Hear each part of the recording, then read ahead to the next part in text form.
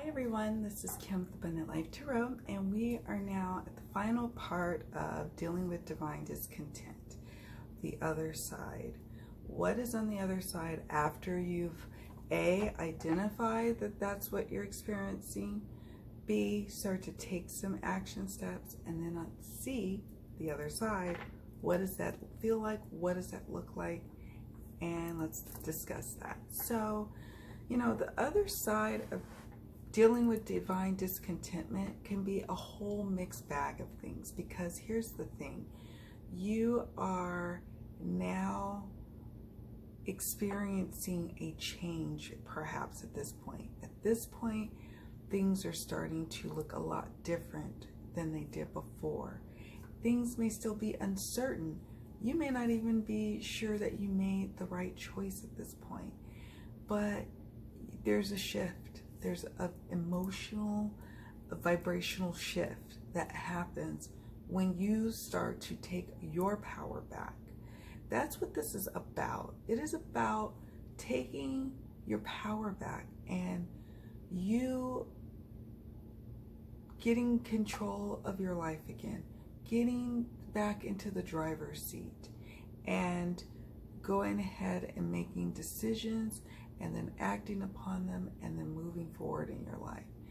And that's what the other side looks like. You being able to reflect and see, wow, okay, I may still be in the thick of things. Transformation may still be at hand for me, but I am now getting on the other side of this, and I can see the reason why I'm here today, why this all happened.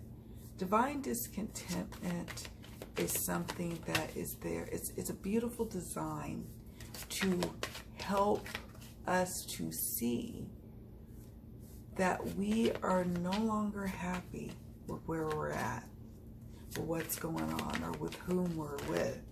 And it starts nagging at you. You start to do something about it, and then you start to reap the benefits of doing something about it. What we didn't talk about, though, is what if you don't listen to the call? What if you don't listen to it? Let's say you're just like, you know, I am too scared to deal with it. I started to make some changes. I started to visualize a new future for myself, but you know, I'm just not going to do anything about it. What happens then is more of the same old, same old. And you probably at some point get to a point where that's just not going to cut it anymore. And maybe you're not there yet. You're not at that point yet. And so some people are not ready to deal with their divine discontentment. Just at the time that they, you know, realize that they have it happening. For many of us, it takes months, years. Hopefully it doesn't take us that long, but it can. But you can choose to have a shortcut. You could choose to not have to have it be days, weeks, years. You know, you could choose a different way, a different approach to it, is what I'm proffering here to you. So, you have two options when you are dealing with divine discontentment.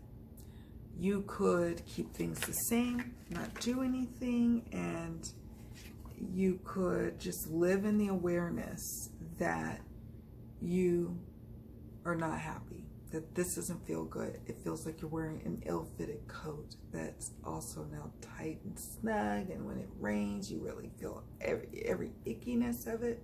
So when, you know, you have your life's ups and downs, I'll call that the rain, you really feel the yuck because everything's so tight fitting on you, ill-fitting.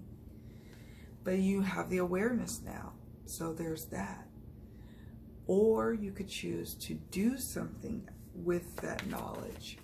You could choose to do something entirely different with where you're going right now and take baby steps and move in a totally different direction. Those baby steps could be, like I mentioned before, journaling, meditating, visualizing, doing specific guided affirmations for yourself each day, actually taking steps to work on starting your business, going to get your business license, etc. All those little divinely guided steps leading you to where you need to go.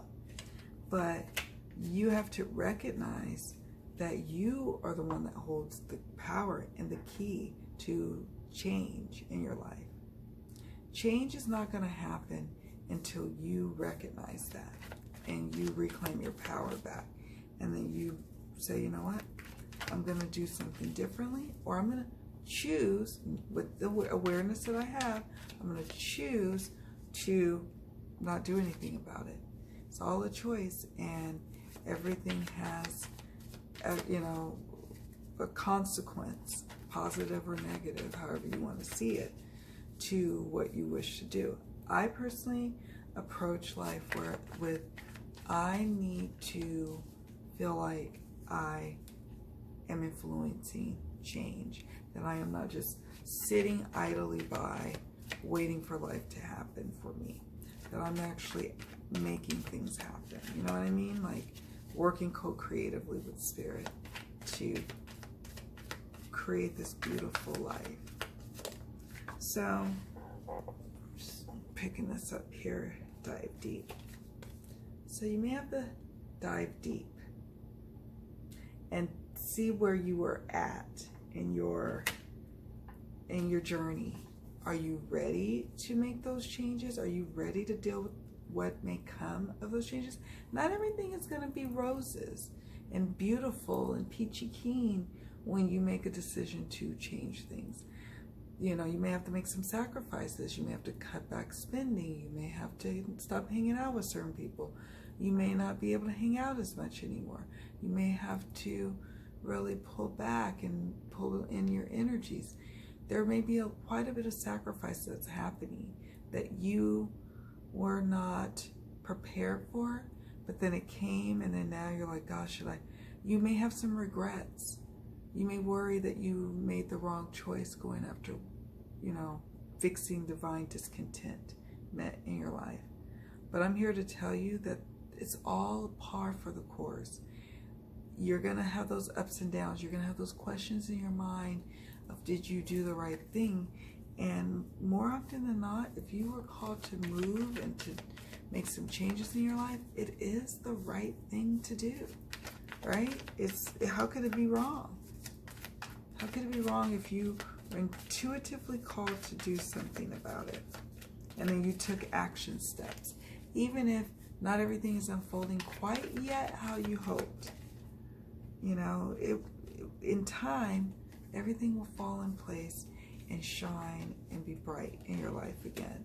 But you have to start where you are and start moving. And yeah, it may not be all pretty and bright initially on your journey out, but in time, things will start, you'll start to see the light at the end of the tunnel, and things will start to get brighter and even dazzling in your life. But I guarantee you, if you do nothing, everything will stay the same. And you have to ask yourself, am I comfortable with things staying the same, or am I ready to move forward? So the choice is yours. All right, guys, that's it. That's all that I'm going to say right now about divine discontentment. I want to leave you with this. Divine discontentment is not here to hurt you. It is not a curse. It is not bad luck. It is not you constantly having to deal with your shadow, even though there is some shadow awareness that needs to happen there. It is designed for you to live your best life.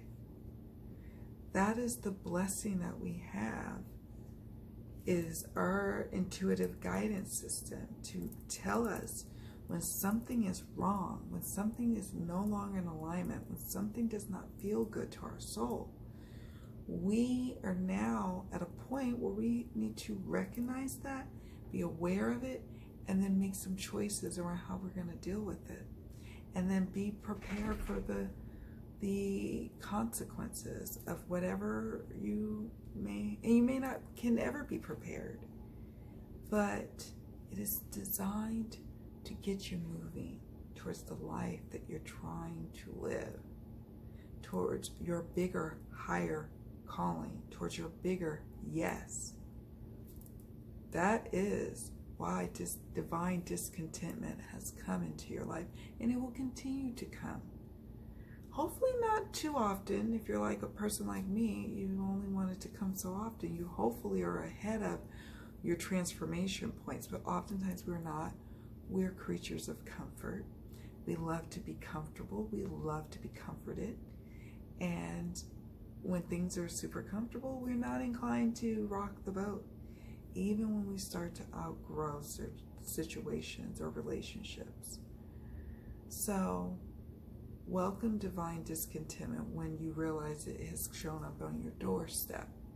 Welcome it, bless it, thank it, and then start to make some moves from that point. And it's not a punishment. In fact, it is a gift. And we should only be so lucky as to receive that gift. Some of us go through life never receiving that gift, never receiving symptoms of unhappiness, and we stay in a life that is a life less lived than one that we just decided to live based on following our divine higher calling. So, divine discontentment is our friend. It's not the enemy.